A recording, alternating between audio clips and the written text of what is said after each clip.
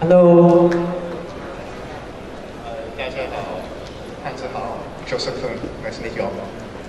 Hello. Okay. Hi. So yeah, welcome to the State of the Ethereum Union panel. I'm Thomas Greco. I serve as an advisor to a couple of different projects, including these guys' projects. Cosmos's Interchain Foundation, also used to with Ethereum Foundation, and with Plasma. And also one project working on Plasma called Misego. I will be moderating this panel. And so please introduce yourselves. Hi, I'm Joseph Poon.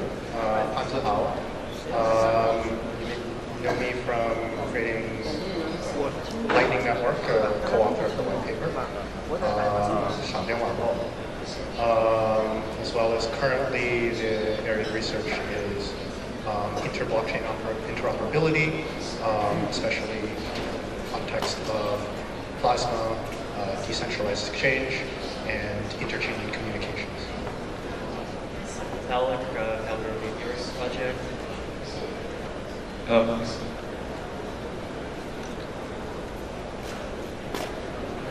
My name is Jake Kwan, and one of the founders of Tendermint and Cosmos. Tendermint, the consensus engine, and Cosmos, just a network of blockchains. So recently we've been seeing a lot of smart contract-driven blockchain projects coming up, and I think Ethereum wasn't actually the very first. Back in 2013, there were a couple of other proposals, but I think that it's safe to say that Ethereum is the one that really kind of opened the gate and showed that it was possible for computation to be done on blockchain and not just a simple transfer of value, otherwise known as finance. So I think that what we have on this stage today is kind of like projects that are in the Ethereum space, which are looking to further the goals of Ethereum, and seeing what can be done to deliver on the value that we've all been kind of excited about in the crypto community or the crypto space. So maybe actually, Jay, you can start by talking a little bit about what Cosmos is or what Cosmos contributes to Ethereum. So we announced the Cosmos project actually last year in Shanghai here. It was at the Hyatt Hotel. And the purpose of the Cosmos network is to create a hub, a blockchain that is meant to connect to many other chains and act as a kind of facilitator or custodian to enable scaling, limited scaling, token-based scaling, so that many blockchains can use the same token, and also to help with interoperability, so that you can move your token from one chain to another chain through the hub, and take it, make use of all the functions that are available on all of these different chains.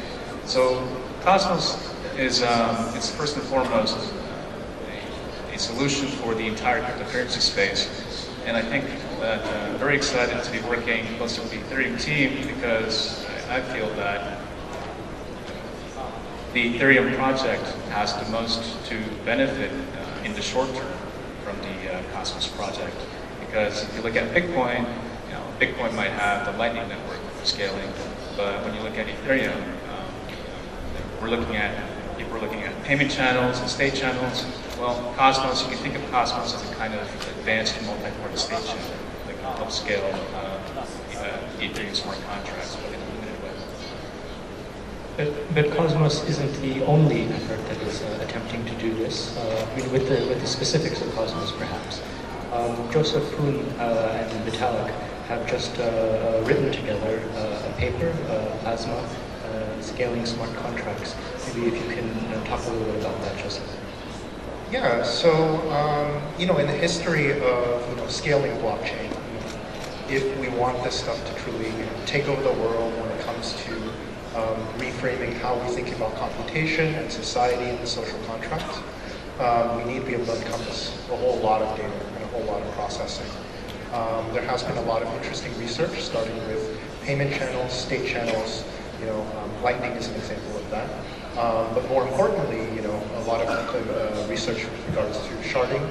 You just saw Vlad's here gave an excellent technical presentation about that. Plasma is another approach towards viewing the blockchain under a hierarchical system, but having enforceability. So it's sort of like, imagine if you had a court system, not everything goes to court. If there are disputes, you go to district court, and if there's a dispute there, you go to the appellate court, and ultimately the Supreme Court, which is the true source of truth and power. And viewing the blockchain within that context gives a great deal of scalability, and it's a great collaboration. Jaquan, in particular with Cosmos, has been thinking about this for a great deal of time, and I think we're on the stage to talk about sort of where the alignments are. I think it's important to point out, perhaps we skipped over this, that Ethereum is first and foremost a community. It's a collaborative effort, and yes, there is a foundation that bears the name Ethereum Foundation, but the Ethereum community is not like a centralized top-down kind of thing. Vitalik is the founder of the community, but definitely is not the kind of the boss. But he is on the stage right now, so maybe, you can share some thoughts on this. Yeah, so as I pointed out several times this morning, I do think that scalability is one of the key problems that's in the blockchain technology type, which we already have, and blockchain technology and we've been seeing like Bitcoin hit its limit at 3 transactions a second. We've been seeing Ethereum hit its current limit at about 6. And if you want to get more scalability, try to optimize the chain and try to go up to but for real mainstream applications, you really need many thousands of transactions per second to be flying around for all sorts of applications. And if you want to build a platform that can serve everybody's applications, you may need to go over 100. So, in order to provide this kind of scalability, I personally don't think that it's correct to rely on any single paradigm. So, there's some people who say, we don't need any kind of special technology, we just self-unlock something. And that's how we get our scalability. Well, if that's how you rely on, then we won't need a network.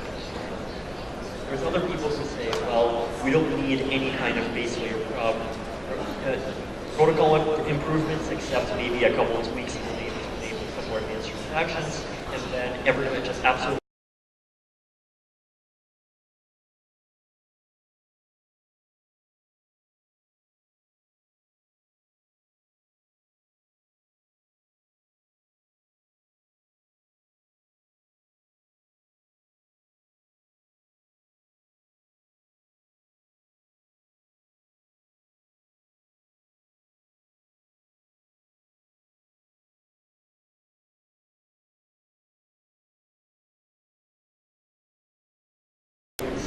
some of the kind of lower level optimizations we're doing in the short term, and in the long term,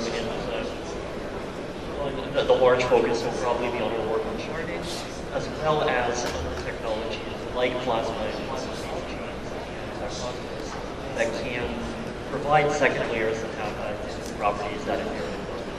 And what I think is interesting here is that you as someone building a project actually can be part of kind of the Ethereum family, while at the same time doing your own project and building your own thing that experiments with innovations and advancements in scalability, transaction speed, or any other aspects of blockchain. So that's interesting that you basically have put out a call for additional experimentation with new scaling methods and techniques, but Ethereum itself also has some planned upgrades that will contribute to and will open the way to further scaling, such as the switch to proof of stake, which will allow base layer sharding.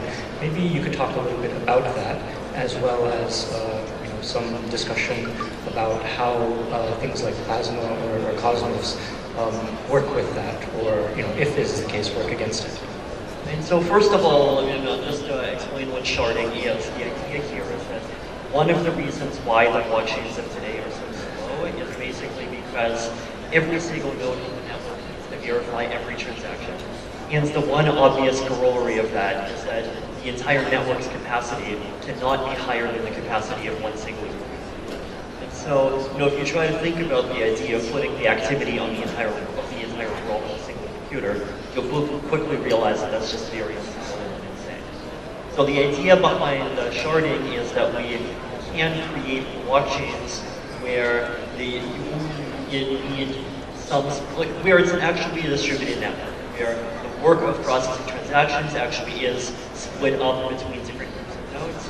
Some groups only process some transactions, some groups process other transactions, so the network can still maintain a very high level of security, but only relying on each individual node to process only a small portion of all the transaction activity of the entire chain. So this basically is the only way to increase base layer blockchain scalability without relying on nodes running in very expensive data centers. So one important point though is that these kinds of scalability upgrades with sharding are, in my view, highly complementary. The scalability upgrades that are proposed by like Plasma, Cosmos, and similar projects. And the main reason being that if you want to build some kind of layer 2 for Ethereum, ultimately for security reasons, we do need the ability to commit things to the underlying chain. And if the ability to commit things to the underlying chain is threatened because of just transaction backlogs and blockchain clogging due to not enough capacity, then it becomes a very real security. So increasing the scalability of the base chain and adding more scalability through the second layer platform and the protocols that hook into Ethereum are both approaches that can succeed in making change.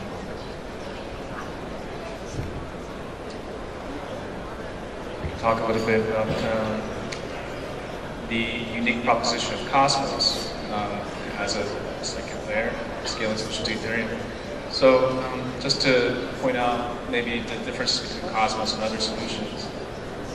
The Cosmos Hub runs on the Tendermint consensus engine, and Tendermint proof of stake is designed, it's designed to be specifically very good at fast finality. So that was the overarching design goal for Tendermint. And so that's Tendermint, and that's the reason why we wanted that design goal is because we want the Cosmos Hub to be useful to many chains as sort of a conduit of interoperability. The other design consideration and the design goal of the Cosmos Hub is to be a very narrow scope of solution. It's not trying to do the same thing that Ethereum scaling is trying to achieve with state sharding or smart contract calls across shards. It's only trying to keep track of which connected zones hold how many tokens. It's a very simple scope, and we intentionally are narrowing our scope that way because we believe that there's value to being specific and solving a particular niche. But this provides a lot of flexibility and a lot of utility. For example, by utilizing the Cosmos Hub, you can do all kinds of experiments, like whether it be Plasma or a new virtual machine. Heck, it could even be Casper. So once Casper is out on the Ethereum network, we can connect Casper proof of stake blockchains, such as Ethereum. I'm sure there will be others too, directly onto the Cosmos Hub. So our purpose is not to compete with Ethereum or any other existing chain out there. We just want to help these chains interoperate and solve a very narrow problem. I think one way to reason about this discussion going on here is that in 2016 and part of 2015, the narrative has been blockchain technology within the context of enterprise, right? Blockchain. One could say that the narrative this year is about token issuance and economic models, right? It's possible that the narrative next year and what is emerging out of these discussions is about blockchain interoperability and the dynamics between different blockchains. And even within a blockchain, right? Sharding on an engineering level is a similar problem set. And this is a key point because there's going to be systems such as decentralized exchanges, inter-blockchain specific application models. Cosmos is an example, doing research of that when it comes to building specific examples of specific applications. Plasma is a further example. This is the current area of research and sort of the cutting edge and the forefront. And there's this dynamic where it's sort of, do you build a cathedral or do you build a bazaar, right? Do you build a dynamic where from on high you build a system and you say this is what it is? Or do you allow for experimentation? What is that? What is the dynamics for the experimentation? Right? And I think what we've all been saying is that the dynamics for experimentation is to build a collaborative environment where there is not only information sharing but true experimentation, right? With the interesting with blockchain is that you have human incentives, right? Human incentives are a core component of the dynamics, and as a result, you cannot test this on a private network, right? You can't create models and have confidence in your models. Anyone that asserts, oh, well, you need to model this, is probably BSing you in many respects, right? You can model many things, but you can have like maybe 80% assurance of your models, but the 20% is the critical part, right? It's sort of like playing poker with fake money, You can do that, but you're going to get totally different results. And as a result, we really need this true level of this Cambrian explosion of different efforts, because right now, the mistakes are billion-dollar mistakes. We need to make all the experiments now within the Ethereum community before it becomes trillion-dollar mistakes, right? So right now, I think this is sort of what we're talking about and what we're doing right now. So that's a really interesting point. You talk about reasoning about these things. What specifically are we trying to reason about? And I don't mean like the details or the mechanics of the reasoning itself, but what are the outcomes that we are reasoning towards? I mean, are we thinking about things like, is this secure? Is this sufficiently scalable? Is this sufficiently decentralizable? What are the kind of elements in the mix? Yeah, I think we're dealing with a lot of unknown unknowns, right? It is about those factors, but it's also about what are the tendencies and the inherent properties of these systems that we're designing? Like, does it result in certain kinds of centralization? Does it result in certain kinds of, economic incentives when it comes to the individual participants? What are the failure modes? What are the systemic design issues with it, right?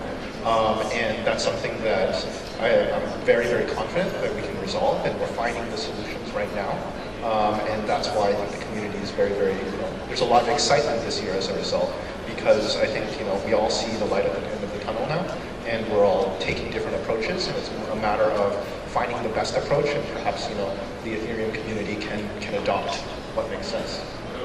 Yeah, so I feel that perhaps one of the reasons that there's been so much rallying support around Ethereum, like from the crypto community, for these things is because of, I guess, a balance between these properties that seek to preserve, the aims of decentralization and still try to be ultimately usable. Maybe Vitalik, you could talk a little bit about that. Yeah, so I would say that, as once again I mentioned this morning, there are a lot of these kind of hard inherent trade-offs in blockchain design, and very often you can't have everything within one single system. Right? So, if within one single system you increase the amount of transactions that you go into a block, then on the one hand, transaction fees go down, so the system becomes more accessible to sending transactions, so writing to the blockchain becomes easier. But on the other hand, there's more stuff to verify until reading the blockchain. If you try to build in advanced privacy technologies, then you increase the system's code complexity and you increase the system's vulnerabilities, bugs in the cryptography or bugs in even cryptographic implementations you don't understand.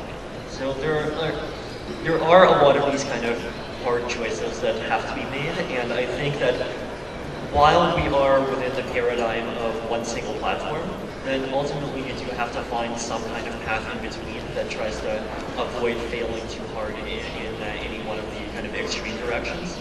But the longer term goal also is that we first of all try to technologically innovate and to try to kind of expand out the frontier of what kinds of trade-offs are possible. So if before we were fighting between A and B, maybe try to expand out the technology, so we're fighting between A plus 2B and B plus 2A. So with technological progress we can do that.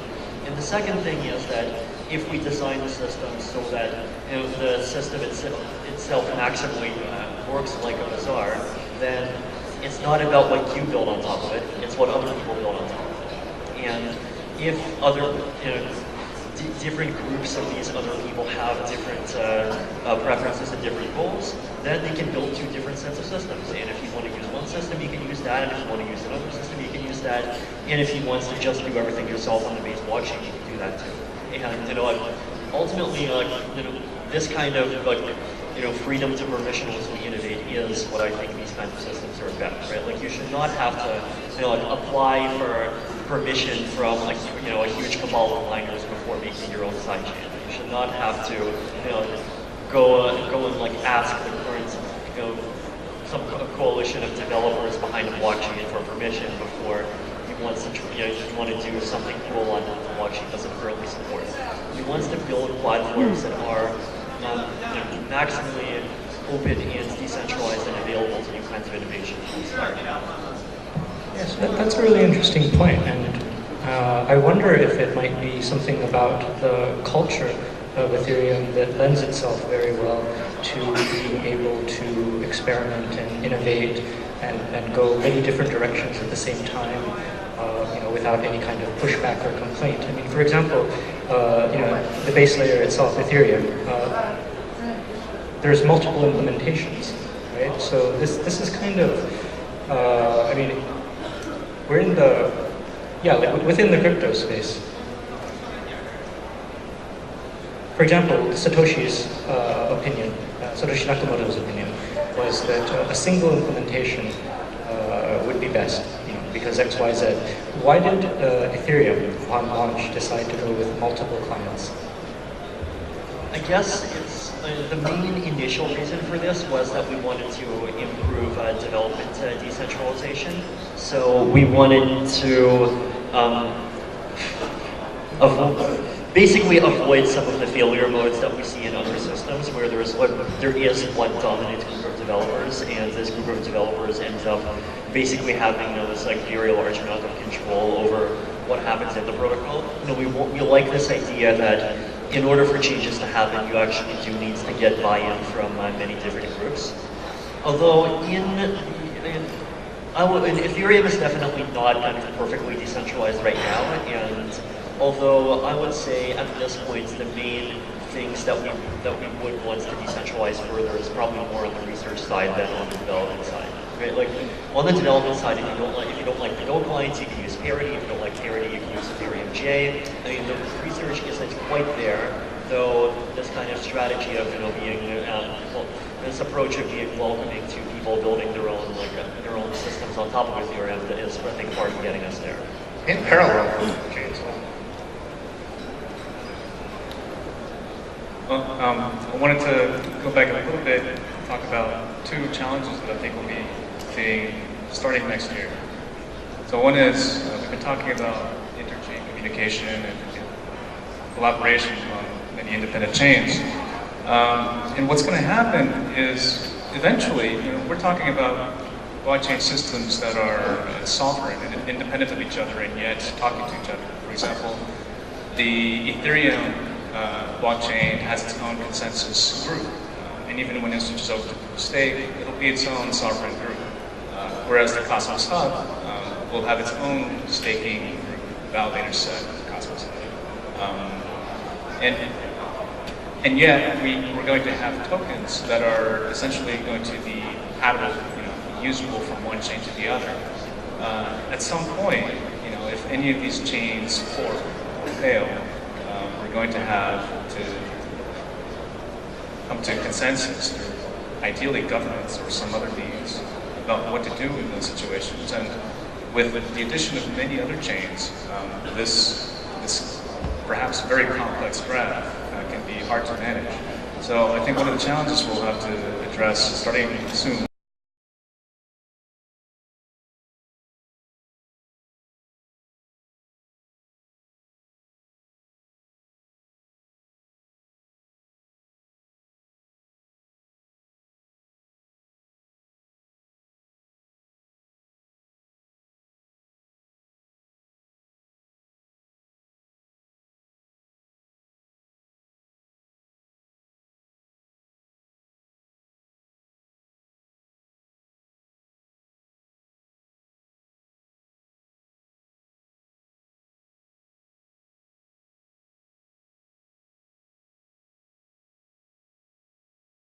Ethereum, Ethereum Classic. We've seen that recently with Bitcoin and Bitcoin Cash. And this, so far these have been mostly contentious forks where people are trying to own the name of the chain, and these are two groups that disagree strongly about what the original chain should be about. But one thing we haven't really explored yet is the copying of that distribution to a new chain, incorporating the account state of one chain into a new chain, not because you want to compete and not because you think that your chain should be called Bitcoin or Ethereum, but because you want to provide access to a wide distribution of users. So I just want to make a short announcement that the Cosmos Network will be doing something similar in order to provide a fee token. So in Cosmos there's the Atom staking token, but we need a fee token, and we'd love to experiment by hard spooning the Ethereum distribution onto the Cosmos Network as a new fee token. So I think everyone probably knows what a hard fork is, but what is a hard spoon? I think Vitalik had a great definition here. Yeah, so a hard spoon is basically when you create a new blockchain which gets its balances by copying over the account balances of another chain. It's a term that Jake Wan invented a few days ago, but it's a real term now. Use it. Not me, right, George? So what does this have to do with the concept of like a pegged token for Ethereum? Well, I don't think it replaces the peg. So in Cosmos, we do need a fee token for our own security. In Cosmos, we need a token that does not rely on a peg. But once we have a secure system, then we can think about secure pegging to Ethereum and other chains. So we're looking forward to pegging to Ethereum and helping Ether.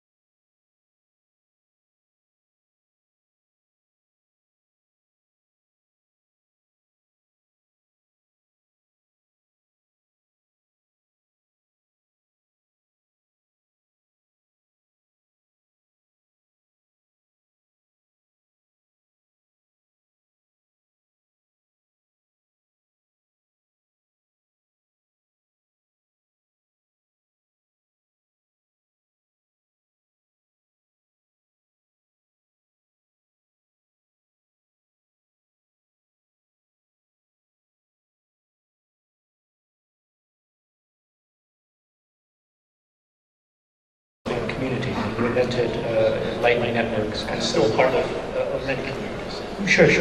But you're most known for that sort of radical, like Lightning network, like scalability for Bitcoin finally approach.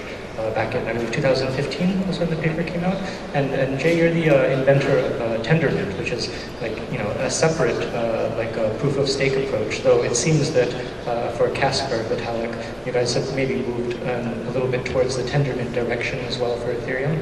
But what is it that makes it so that you are in your work and in your presence on the stage today, part of this Ethereum union? You know, why is it that there are many Ethereum kind of Me Too competitors coming out over this last half year or so? Why do you want to so clearly align with Ethereum?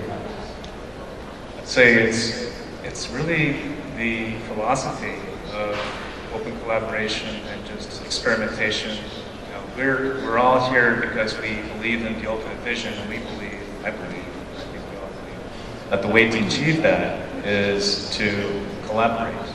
There is no one chain wins all in this world. Just like the internet is an open network of participants. That's the vision that we want to create for the blockchain world. Yeah, on my end, I feel like, you know, there is a lot of technical developments, and Ethereum is certainly on the forefront of research when it comes to economic models, incentive mechanisms, and just mechanism design in general. It's also very welcoming towards new participants and encompassing its designs into its own platforms. And I think, you know, there is a lot of new blockchain projects coming out, but it's not, at its core, it's not about, you know, the selling point, the pitch. Ultimately, it's about the community, and it's about a deep-rooted culture of technological developments and open collaboration in such a way where we can like really build a great future. It's also about serving the needs of the community too, isn't it? I mean, projects like Cosmos and Plasma will allow like community tools that are really useful and valuable, such as decentralized exchanges. Like, for example, the OMG network, which is currently being built on Plasma, or Cosmos has the Cosmos DEX, which will be built in connection with the Cosmos Hub. I mean, these are things that maybe particularly now, you know, given regulatory dynamics, these are quite useful things in the crypto space.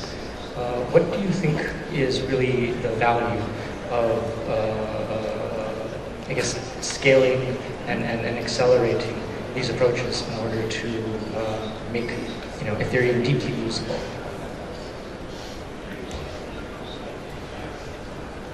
And since Vitalik has picked up the mic, perhaps we actually have to finish very soon. I guess, what is your, I guess, thought on, you know, other projects, like trying to build in coordination with or in conjunction with Ethereum to provide the tools that Ethereum perhaps isn't ready to produce today due to wanting to be very careful about building the correct direction, but which will also certainly try to provide directly perhaps in the future? Yeah, so I mean, I think like if someone who's looking to build a new blockchain platform finds some way to build it that's kind of collaborative and becomes a part of the Ethereum ecosystem, then I mean, on the one hand, they get the independence that they need to build their own thing and experiment with their own ideas around, you know, like privacy, scalability, consensus algorithms. But on the other hand, they still get access to, you know, this large community and user base that is really interested in trying and experimenting with like new and interesting things. And I think that's, I mean, first of all, that's definitely a great place to be for a developer. And second of all, I think that's also great for the ecosystem because we can simultaneously benefit from having a properly designed base layer chain which optimizes for, you know, like both a strong balance of capability and decentralization, while at the same time, you know, like having various different offshoots that can optimize more for one particular thing for those groups that need that more. And I think that's exactly the sort of direction that the space should be going in. Okay, well, I guess that's it for our time. Thank you very much. It's really an honor to be here with you, Jay and Joseph Vitalik.